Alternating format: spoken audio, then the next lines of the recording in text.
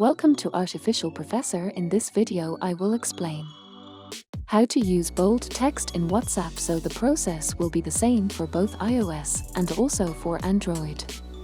So what you have to do, simply open your WhatsApp app. After it open, simply open a conversation of your friend, like I will open this. Now what you have, simply write the message, and before writing the message, tap on this 1 to 3 icon which is at the left bottom. Here is the sign. It's called asterisk. Maybe it will not be here.